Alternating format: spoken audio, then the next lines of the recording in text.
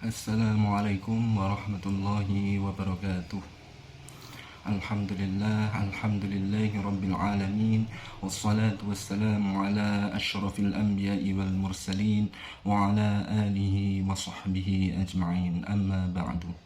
Pada kesempatan kali ini saya akan membacakan surah Al-Qadr dan menjelaskan tentang hukum bacaannya mulai dari ayat 1 sampai ayat 3. Sebelum menjelaskan tentang hukum bacaannya, terlebih dahulu saya akan membacakan surah Al-Qadr. A'udzu billahi minasy syaithanir rajim. Bismillahirrahmanirrahim. Inna anzalnahu fi lailatul qadr wa ma adraka ma lailatul qadr. Lailatul qadri khairum min alfi syahr. Tanazzalul malaikatu warruhu fiha biizni rabbihim min kulli amr. Salamun hiya hatta matla'il fajr. Selanjutnya saya akan mencoba menjelaskan tentang hukum bacaan tajwid yang ada dalam surat Al-Qadr ayat 1 sampai 3. Pada ayat pertama, pada lafadz inna terdapat hukum bacaan gunnah karena ada nun bertasydid. Cara membacanya ditahan sepanjang 2 harokat, inna. Lalu pada lafadz inna itu ada bacaan mad jaiz munfasil karena ada huruf mad atau alif bertemu dengan hamzah tidak dalam satu kalimat. Cara membacanya dibaca sepanjang 2 harokat, 4 harokat atau 5 harokat. Selanjutnya ada ikhfa hakiki karena ada nun mati bertemu dengan za. Cara membacanya dengan samar dan mendengung sepanjang 2 harokat.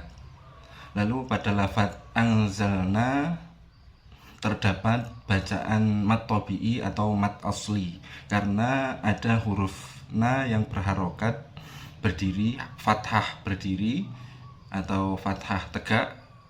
Cara membacanya sepanjang 2 harokat. Kemudian pada lafadz fi terdapat bacaan mad tabi'i lagi karena ada harokat kasroh diikuti dengan ya sukun. Cara membacanya sepanjang 2 harokat.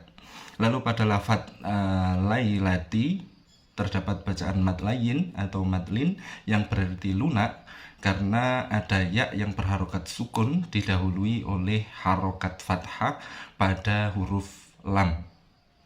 Lalu pada lafadz al-qadri ada bacaan izhar qamariyah karena ada alif lam yang bertemu dengan huruf qamariyah yaitu qaf. Cara membacanya alif lam dibaca dengan jelas.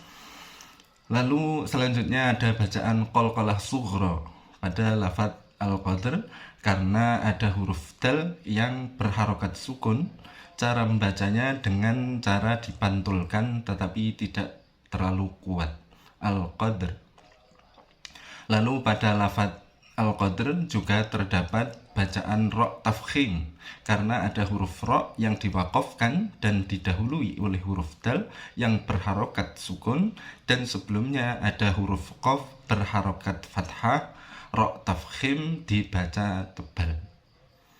Selanjutnya pada ayat kedua pada lafadz wa ma adraka terdapat hukum bacaan mad jaiz munfasil lagi karena ada huruf mad atau alif bertemu dengan hamzah tidak dalam satu kalimat.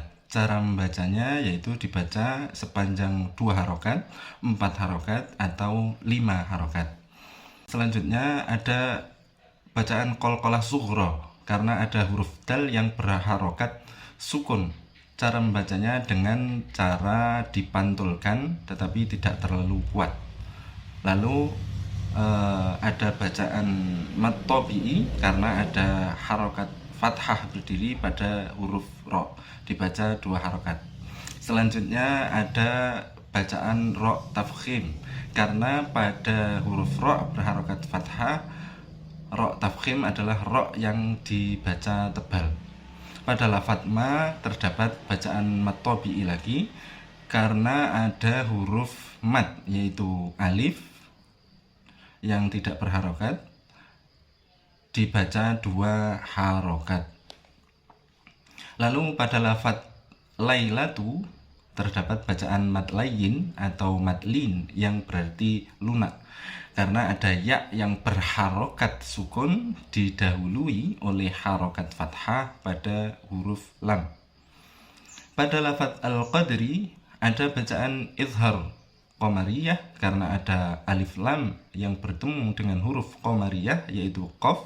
Cara membacanya alif lam dibaca dengan jelas. Selanjutnya ada bacaan qalqalah sughra pada lafadz al-qadr karena ada huruf dal yang berharokat sukun. Cara membacanya dengan cara dipantulkan tapi tidak terlalu kuat. Lalu pada lafadz al-qadr juga terdapat bacaan ro tafkhim karena ada huruf ro yang diwakafkan dan didahului oleh huruf dal yang berharokat sukun, dan sebelumnya ada huruf qaf berharokat fathah. Ro tafkhim dibaca tebal. Lalu pada ayat ketiga pada lafadz lailatu terdapat bacaan mad layyin atau mad lin yang berarti lunak karena ada ya yang berharokat sukun didahului oleh harokat fathah pada huruf lam. Lalu pada lafadz al-qadr itu ada bacaan izhar qamariyah karena ada alif lam yang bertemu dengan huruf qamariyah yaitu qaf. Cara membacanya alif lam dibaca jelas. Selanjutnya ada bacaan qalqalah sughra pada lafadz al-qadr karena ada huruf dal yang berharokat sukun. Cara membacanya yaitu dipantulkan tapi tidak terlalu kuat. Lalu pada lafadz al-qadri terdapat bacaan ro tarqiq karena ada huruf ro yang berharokat kasroh. Ro tarqiq dibaca tipis. Lalu pada lafadz khair terdapat bacaan mad layyin atau mad lin yang berarti lunak karena ada ya yang berharokat sukun didahului oleh harokat fathah pada huruf kha. Lalu selanjutnya pada lafadz khairum min terdapat bacaan idgham bi gunnah karena ada dhammah tanwin bertemu dengan mim. Cara membacanya yaitu dengan agak mendengung sepanjang 2 harokat.